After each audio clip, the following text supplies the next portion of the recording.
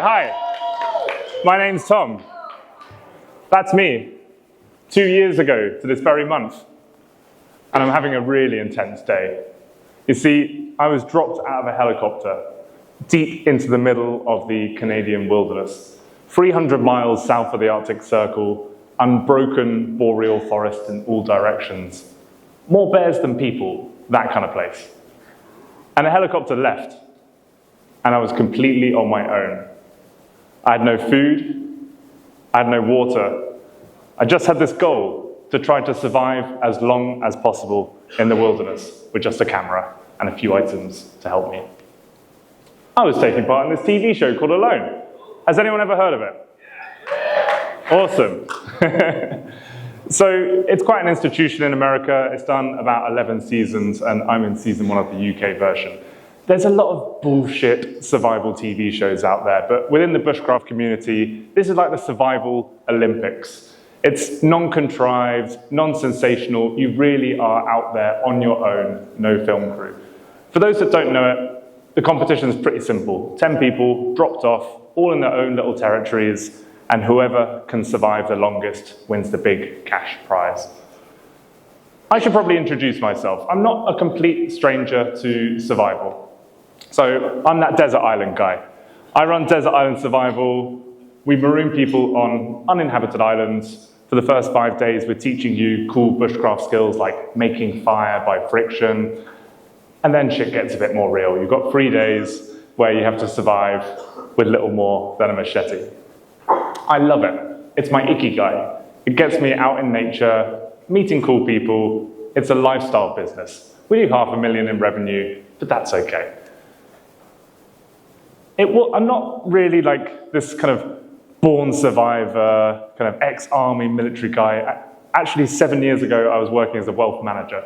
I think it's important to know that anyone can do this stuff. It's all about mindset. And yeah, growing up, I'd have been the last kid that you'd have ever chosen to go on alone. You see, I was the fattest kid in my school. Don't laugh. You can laugh. I was academically bottom of my school. My nickname was Bum. Things were looking dreadful. It was best summed up by Mr. Ford, who said the only way that Tom Williams will ever get into university is if he climbs through the bathroom window, and then he'll probably get stuck. He was my business studies teacher, of all people. Look at me now, Mr. Ford. I'm main staging DCBKK.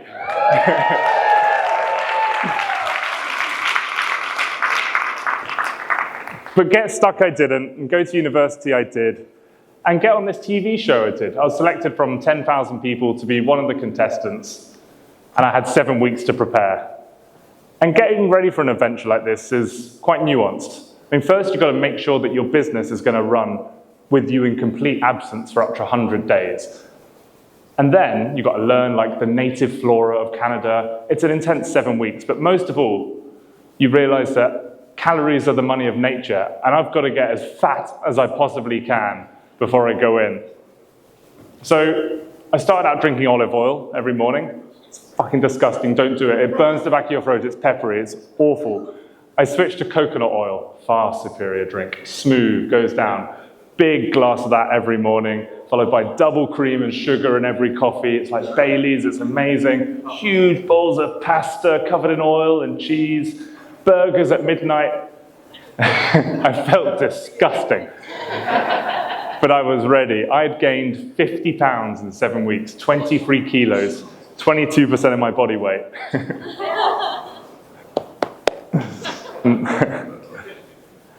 So the helicopter leaves, and the first part of survival is really quite intense. You look up at the sun, you're like, okay, I've got about 3 hours of daylight. Now I know I've got my survival priorities there. Shelter, water, fire, food. But what am I going to do first?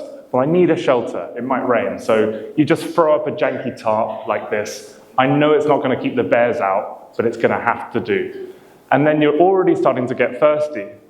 And there's a huge river, but you can't just drink the river water. There's beavers shitting in it, and you're going to catch a parasite. So you've got to get a fire going. And by the time I got my fire going, suddenly the sun is setting, and it's time to crawl under this shelter and just hope for the best. Slowly, over time, things get better. you build your civilization up, you start to catch some fish, you improve your shelter, and fast forward 30 days, and I've been living out there for a month, I've got my little palace. I mean, I'm really proud of this. You could pop it on Airbnb. I've got a stone floor place. I've got a fireplace. I've got a chimney at the back. I've got a springy moss bed. And most importantly, I've got a load of fish. That down there in the corner is money in the bank, my most valuable world possession, 20 fillets of smoked fish. And then, on day 35, my time in the wilderness got turned upside down. You see, my satellite phone rang, and they told me that everyone else had quit, and I was the last person in the wilderness. I just won alone. I couldn't believe it.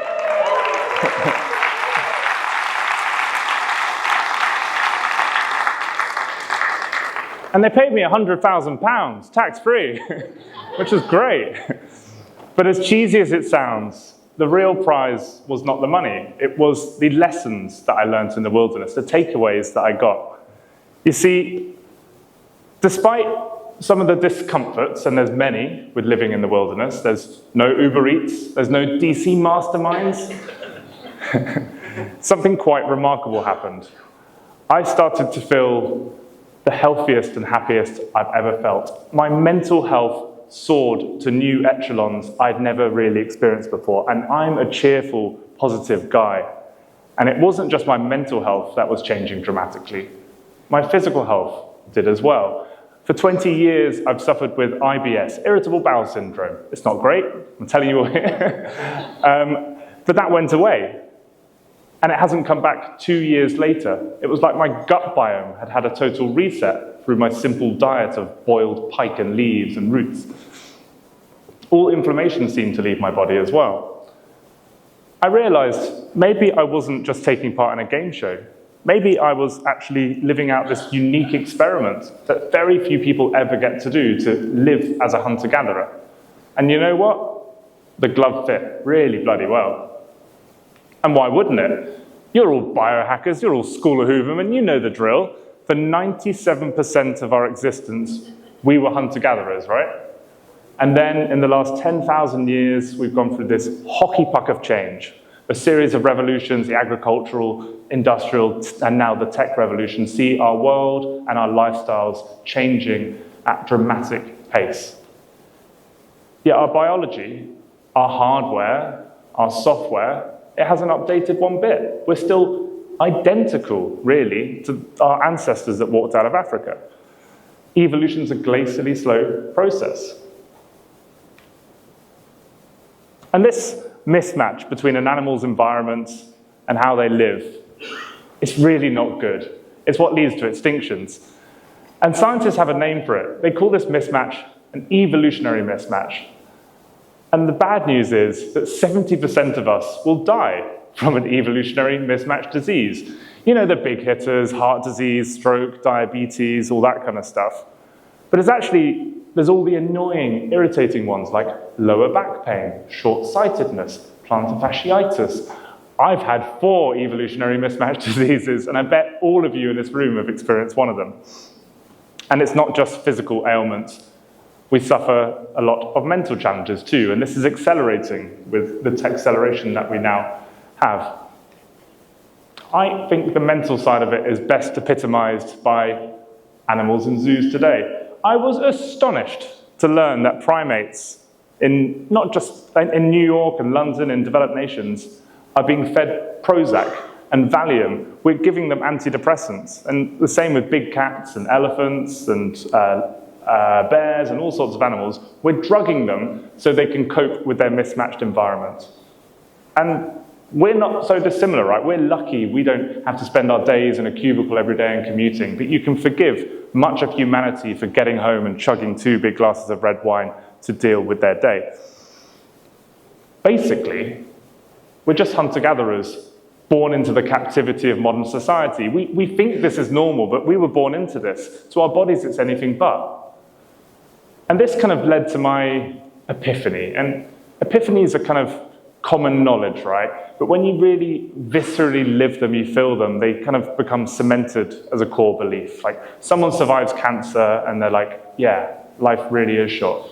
And I realized I'm an animal. And I kind of always knew I was an animal, right? But I never really respected it. I never really kind of viscerally lived by it. And you're an animal too. And we only need some real basic things to help us to be happy and healthy. And out in the wilderness, I feel like my animalistic needs were met. And that's why I felt so amazing. So I want to share with you today some of the aspects of my life out there. So think about how you can potentially weave them into the complex modern world that we now live in. One of the first things that happens when you get into the wilderness is your brain is like a petulant child. Where's all the stimulation gone? Where's all my cheap dopamine? If you've ever done a silent retreat, you know what this feels like. Yeah. It dragged up like conversations when I was 10 years old, things that I thought I'd completely forgotten. And then after about 2 weeks or so, my brain just settled, kind of like a mill pond. And I was able to just sit there, just relaxed, watching the river flow by, watching the fire crackle with this beautiful, empty mind. And I kind of realized later on that this is called an alpha wave brain state. And we basically live our lives in a beta wave brain state. It's doing things, it's working, it's stimulating our brain. And then when we finish work, we're like, okay, I'm going to put on some Netflix. Our idea of rest is more stimulation, and now it's time to go to bed. And what do? You stick on a podcast, don't you? Because we are addicted to this constant stimulation. But alpha wave brain states are really bloody important for us. You see, they're like a bubble bath for our brain. They release all these delightful neurochemicals that help to mitigate depression, stress, anxiety. They boost our creativity. We need them. In the same way that we demarcate our precious 8 hours for sleep, we need to think about that 30 minutes a day that we allow for our brain to enter an alpha wave brain state. I never realized that our ancestors were meditators. Out there, it's just a natural state that you enter.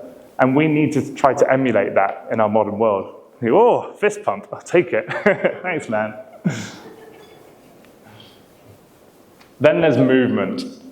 In the wilderness, everything is a mission. Take the British art of a cup of tea. First, I've got to go into that forest.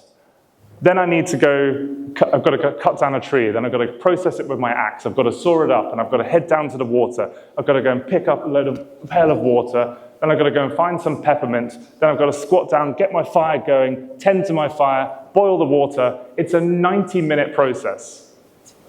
And so goes the way for everything our ancestors did and wilderness living. Yet now, we outsourced a lot of it, right? We flick a kettle, chuck a bag, and don't think of it 4 minutes. Everything is the same. If you wanted to, you could live your entire life without getting your heart rate above 120 beats per minute. It'd be like a shit version of the film Speed.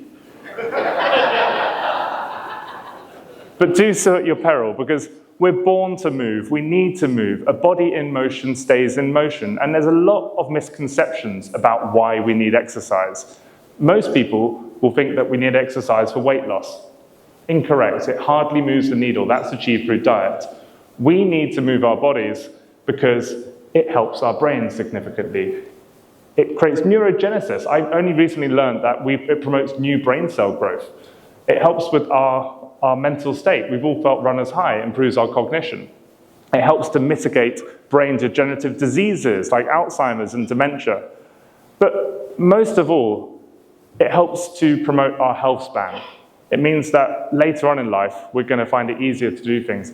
I want to be able to kite surf when I'm 70, right? I want to be able to get off the toilet when I'm 85 without someone helping me and wiping my own ass. And so I think of exercise differently now. I think of it as our health pension. We're all told about saving money for the future, but we need to be making daily contributions into our health pension to make sure that we're health rich when we're later on in life. We need to emulate the amount of movement that our ancestors did. Opt to take the stairs instead of the lift. Try to think about replicating in some way within your day how you can move to some degree like we are programmed to do.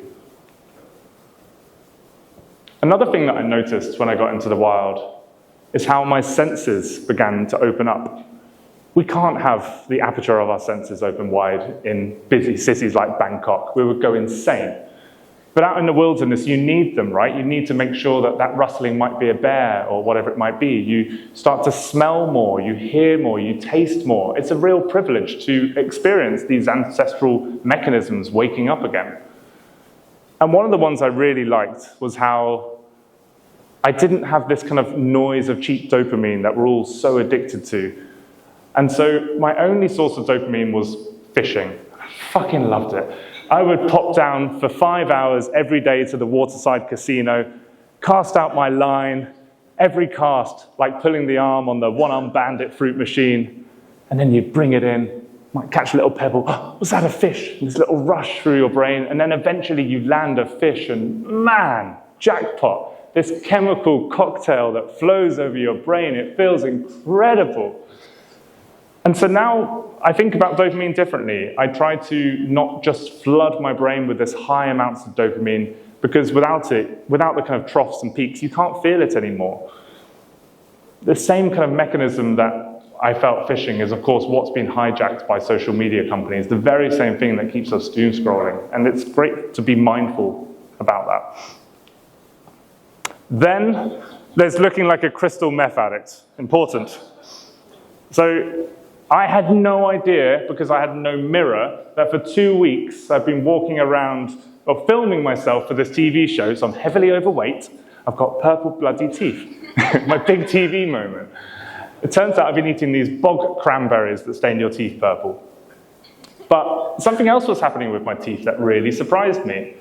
After about 3 weeks, I noticed in the morning there was no fur on my tongue, no fur on my teeth. The bacteria that lives in our mouths that mean that we have to brush our teeth, it lives on starches and sugars. My diet didn't contain any, so it all died away. This is the same one that secretes acid, that causes cavities. This is the reason we have to brush our teeth. No other animal in the animal kingdom does so. And when we look at the skeletons of our ancestors, we can see that they didn't have cavities. These are another evolutionary mismatch disease. And it really helps to kind of highlight how mismatched our diet is today to what we evolved to eat. It's the dramatic change I felt in my body through my gut biome has really highlighted how good it's possible to feel. It's like getting into someone else's body and going, oh, I didn't know you could feel that good. It really was very palpable for me, and it's made me change the food I eat. I eat food that looks like food. I avoid ultra-processed food. I follow more of a Mediterranean kind of diet now. And at the end, there's a QR code that goes into kind of some prescriptive and advice stuff about this.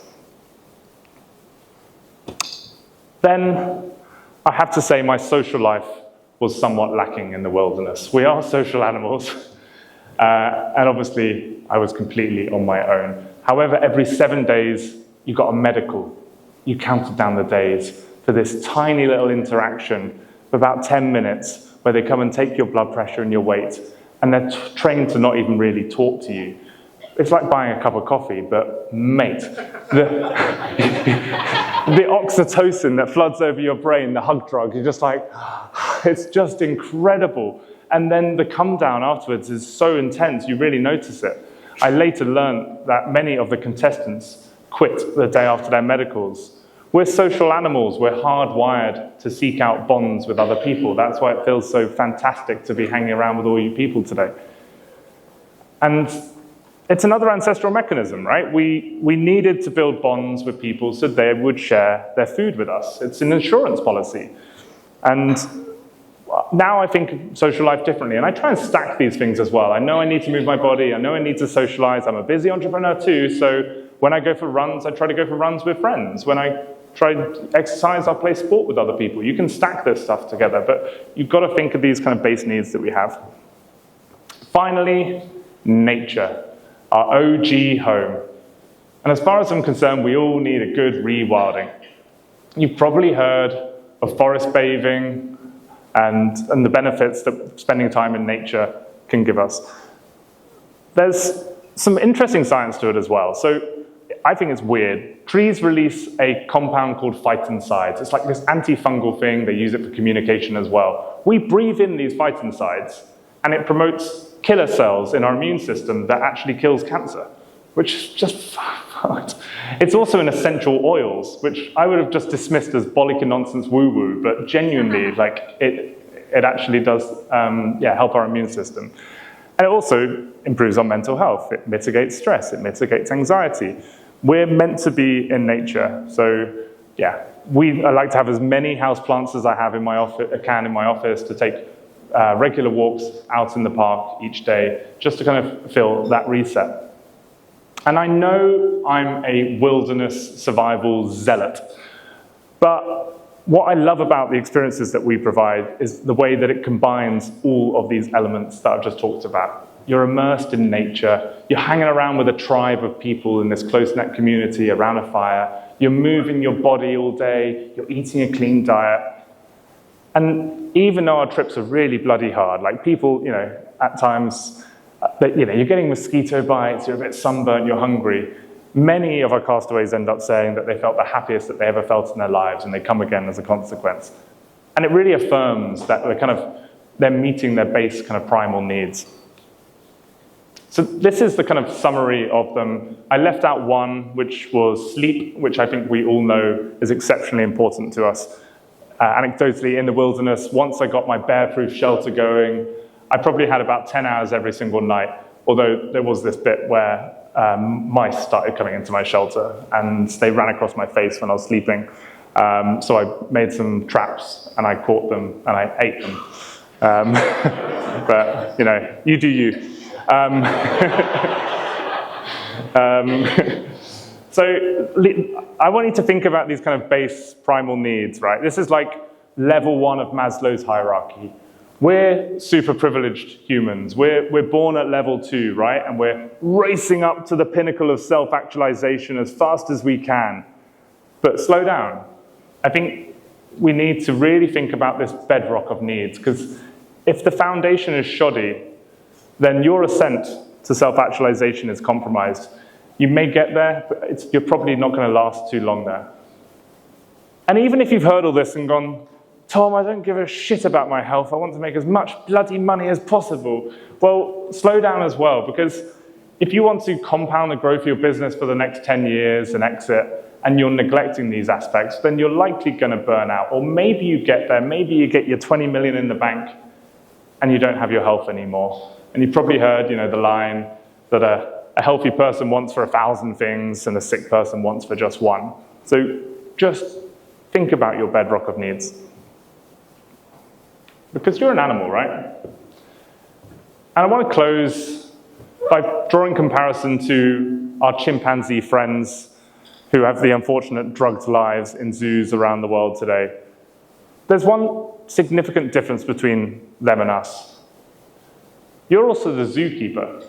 You hold the keys to the cage. You've got the autonomy to make the decisions to allow you to have healthier, happier, and more successful lives. Thank you very much for listening.